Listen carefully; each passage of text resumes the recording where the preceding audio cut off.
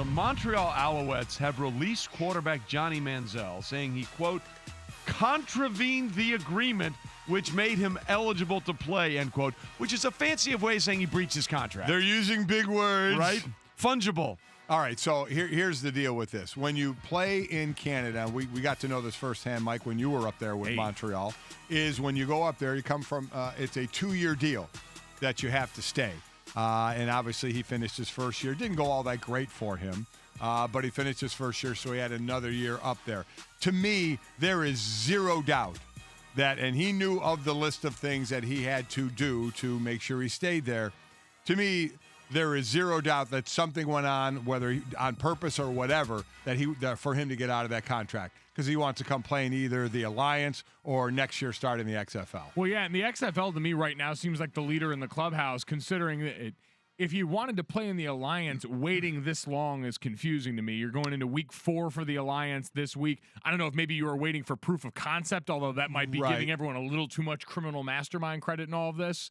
I just don't understand why you wouldn't do that going into the season. Right. You're not in the middle of the CFL season right now. Right. They haven't even started training camp. That won't happen for another few months in this. So I wouldn't really understand the timing unless it was about getting ready and maybe not putting yourself in a position to get hurt or anything like that before you can go and join the XFL. Yeah, and let's be clear about one thing. This is not just the Alouettes. This is the league saying no.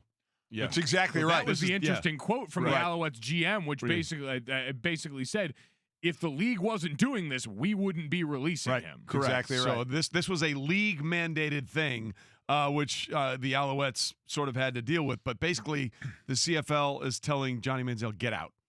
Basically, that's what they're saying. Yeah, and again, I'm going to be real interested to see what happened, because, again, this from the CFL, basically saying no other team can sign him, somehow the CFL involved. I don't know. Well, but to me, this isn't just as simple as, oh, Johnny, you broke something in your contract by mistake. You didn't mean to. Well, you're out. I don't buy that. Well, I definitely think there was something working here. They did say his contract had very unique stipulations in it, some of them surrounding the subject of domestic violence, since we know that's a part of Johnny Manziel's past, in addition to the problems with substances.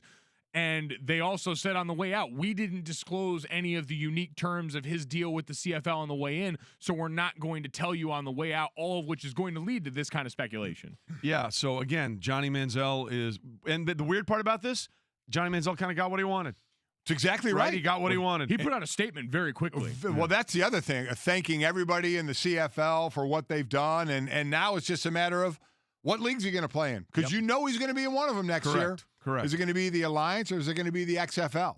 Because they're both going to go after him. We've heard the reports that Colin Kaepernick was asking for $20 million from each of these, whether that's true or not. But you wonder, is Manziel going to try that same thing, or understand I just need to go get there in the States and play pro ball like our pro ball? And I think a lot of people would lean toward the Alliance right now. Obviously they're playing now, but also that you see them kind of, though it's not a formal agreement, kind of hand in hand with the NFL. Yes. Well, there's a lot of cross promotion without a doubt. So I think a lot of players see that as the avenue for them to work with, though you'll have plenty of players obviously next year when the XFL starts as well, opportunity for players. So I mean, do we not think at all he'll be playing next year in one of those leagues? I mean, it's guaranteed, right? He'll be playing. I have to. Vince McMahon has got to be frothing at the mouth. Thank you, Canada, is what he's saying.